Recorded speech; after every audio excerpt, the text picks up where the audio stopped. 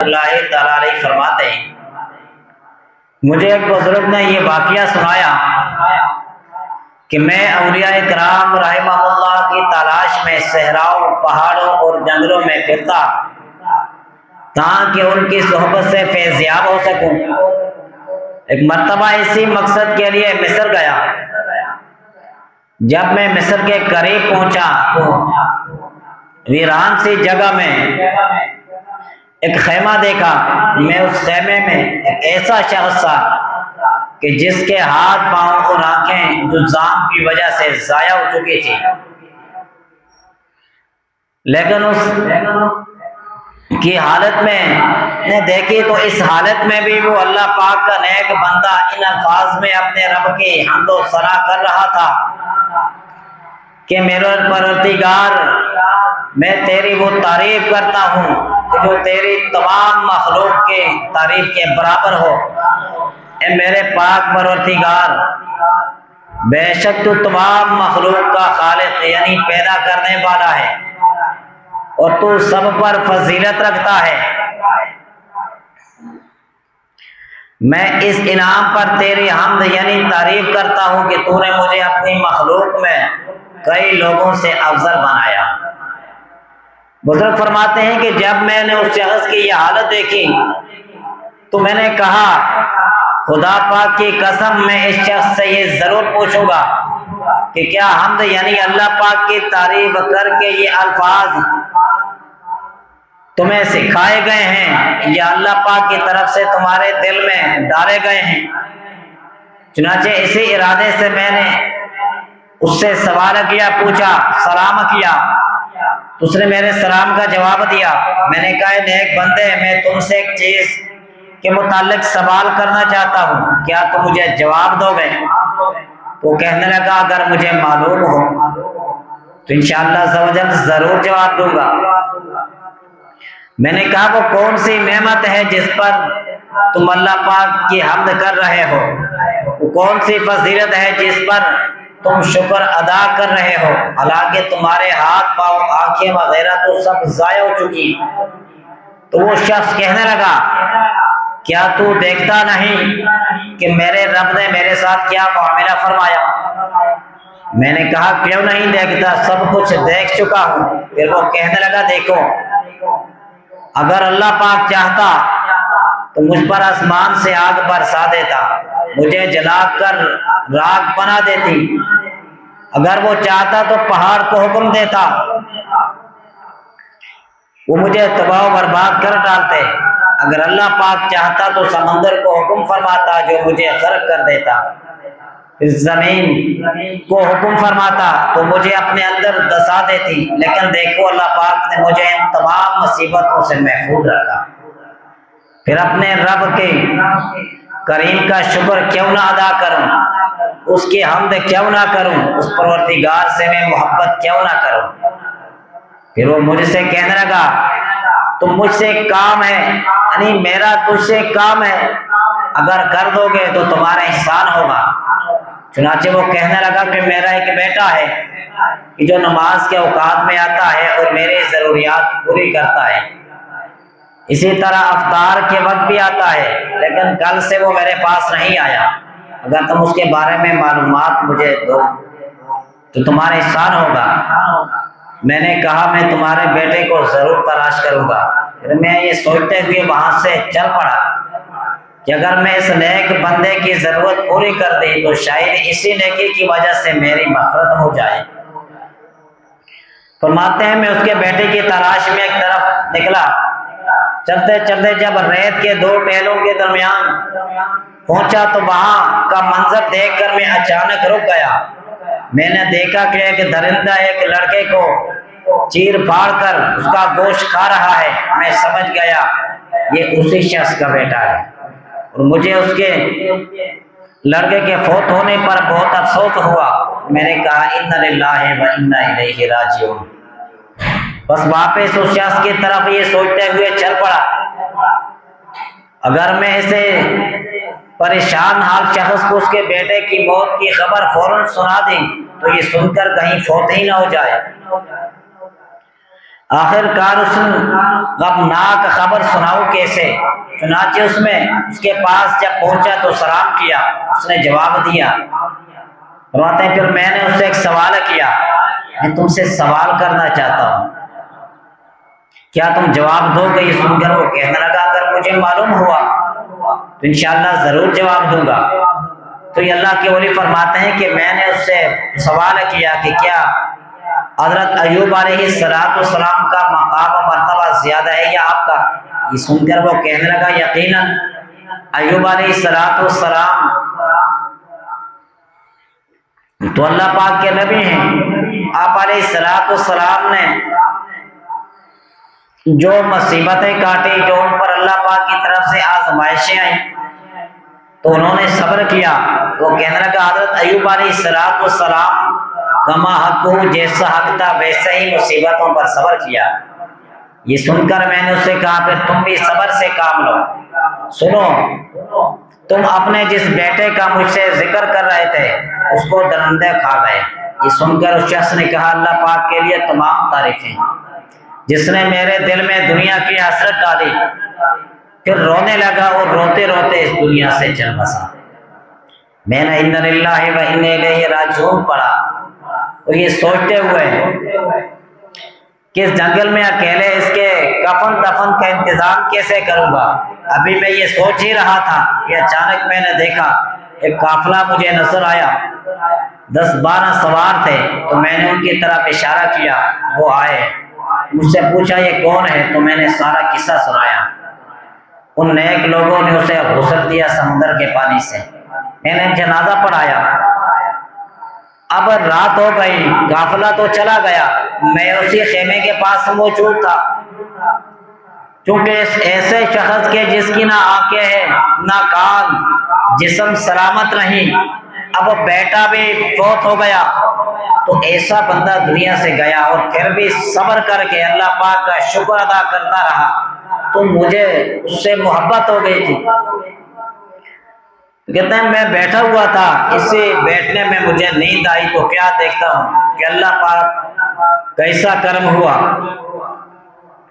کہ ایک نورانی منظر دیکھا کہ وہ شخص ایک سبز کنبے میں موجود ہے اور میں بھی اس کے ساتھ ہوں، اور وہ سبز لباس پہنے ہوئے کھڑے ہو کر قرآن کریم کی تلاوت کر رہا ہے۔ میں نے اس سے پوچھا کیا تو وہی شخص نہیں جس پر مصیبتیں ٹوٹ پڑی تھی، وہ انتقال کر گیا تھا؟ تو اس نے مسکراتے ہوئے کہا میں وہی شخص ہوں۔ فرمایا اللہ تبارک و تعالیٰ نے یہ مقام آپ کو کیسے عطا فرمایا؟ تو بزرگ کہنے لگے کہ الحمدللہ میرے رب نے جو ان مسائل پر میں نے صبر کیا تو اللہ تبارک و تعالیٰ نے اس صبر کے بدلے اللہ کریم نے مجھے یہ مقام عطا فرما دیا۔ تو صبر کی بڑی برکت ہے کہ ایسا آدمی کہ جس کے نہ آنکھیں ہوں نہ پاؤں ہوں، کچھ نہیں، مگر وہ اللہ کریم کا شکر ادا کرتا ہے تو اللہ کریم بھی اس سے راضی ہوتا ہے، اس پہ کرم فرماتا ہے۔ تو اللہ پاک کی طرف سے آئی ہوئی آزمائشوں پر شروعی سے صبر کرنا بہت بڑی عبادت ہے، اس کے توفیق خوش نصیبوں کو ہی ملتی ہیں۔ تو ہم تو اللہ پاک کے کمزور بندے ہیں، ہم اس کی آزمائشوں کا نہیں بلکہ ہر معاملے میں اللہ پاک سے یہی سوال کرتے ہیں کہ مولا کریم اپنی آزمائشوں سے ہمیں بچا۔ تو خالق کائنات رب ذوالجلال جس پہ کوئی مصیبت لاتا ہے، کوئی آزمائش آتی ہے تو اس پر صبر کرنا چاہیے۔ اگر صبر نہ بھی کرے تو کیا کرے گا؟ اگر جو اللہ کی طرف اللہ کا شکر ادا کرتے ہیں، اللہ کریم اس کی پریشانی کو بھی دور فرما دیتا ہے اور اس کو اجر و ثواب بھی ملتا ہے۔ سرکار دو عالم نور مجسم صلی اللہ علیہ وسلم کا فرمان ہے کہ تمہارے ناپسندیدہ بات پر صبر کرنے میں خیر کثیر یعنی بڑی بھلائی ہے۔ فرمایا جب میں اپنے کسی بندے کو اس کے جسم، مال یا اولاد کے ذریعے آزمائش میں مبتلا کروں، پھر وہ صبر جمیل کے ساتھ اس کا استقبال کرے تو قیامت کے دن مجھے حیا آئے گی کہ اس کے لیے میزان قائم کروں یا اس کا نامہ اعمال کھولوں۔ اب صبر کا کتنا بڑا اجر ہے کہ خالق کائنات نے فرمایا، اللہ کے پیارے محبوب علیہ السلام فرماتے ہیں کہ ایسا آدمی کہ میں اس کے جسم یا مال کی وجہ سے یا اولاد کے ذریعے اس کو آزمائش میں مبتلا کرتا ہوں تو یہ بندہ مکمل صبر کرتا ہے، میرا شکر ادا کرتا ہے، تو قیامت کے دن مجھے حیا آئے گی کہ میں اس کے اعمال کو تولوں، اس کے لیے میزان قائم کروں یا نامہ اعمال کھولوں۔ اب ایک صبر کی اتنی بڑی برکت ہے کہ اللہ کے پیارے محبوب علیہ السلام نے فرمایا اس کی بڑی فضیلت ہے۔ تو آقا نے فرمایا، اللہ پاک فرماتے ہیں جب میں اپنے مومن بندے سے اس کے کوئی دنیاوی پسندیدہ چیز لے لوں پھر وہ صبر کرے تو میرے پاس اس کی جزا جنت کے سوا کچھ نہیں، یعنی بہترین جگہ جنت ہے، تو کوئی پسندیدہ چیز اسے دنیا کے اندر لے لی گئی، اس کے بدلے میں اگر اس نے صبر کیا تو اللہ تبارک و تعالیٰ اس کو جنت میں داخل فرمائے گا۔ علامہ مفتی احمد جہاں نبی رحمۃ اللہ علیہ اس حدیث پاک کے تحت فرماتے ہیں کہ یہ حدیث ہر پیاری چیز کو عام ہے، ماں باپ بیوی اولاد حتیٰ کہ فوت شدہ تندرستی وغیرہ، جس پر بھی صبر کرے گا انشاءاللہ جنت پائے گا۔ لہذا یہ حدیث پاک بڑی بشارت ہے۔ تو سرکار دو عالم نور مجسم شاہ بنی آدم صلی اللہ علیہ وسلم کے بے شمار فرمان ہیں۔ تو قرآن کریم کے اندر اللہ کریم نے ارشاد فرمایا، وَاسْتَعِینُوا بِالصَّبْرِ وَالصَّلَاةِ وَإِنَّهَا لَكَبِیرَةٌ إِلَّا عَلَى الْخَاشِعِینَ، اور صبر اور نماز سے مدد چاہو، بے شک نماز ضرور باری ہے مگر ان پر جو دل سے میری طرف جھکتے ہیں۔ صدر الافاضل حضرت علامہ مولانا مفتی محمد نعیم الدین مراد آبادی رحمۃ اللہ تعالیٰ علیہ اس آیت کریمہ کے تحت فرماتے ہیں کہ یعنی اپنی حاجتوں میں صبر اور نماز سے مدد چاہو۔ مزید فرماتے ہیں کہ اس آیت میں مصیبت کے وقت نماز سے استعانت یعنی مدد چاہنے کی بھی تعلیم فرمائی گئی، کیونکہ وہ عبادت بدنیہ اور نفسیہ کے جامع ہیں، اس میں قرب الہی حاصل ہوتا ہے۔ اور آقا دو جہاں علیہ السلام اہم امور میں پیش آنے پر مشغول نماز ہو جاتے تھے۔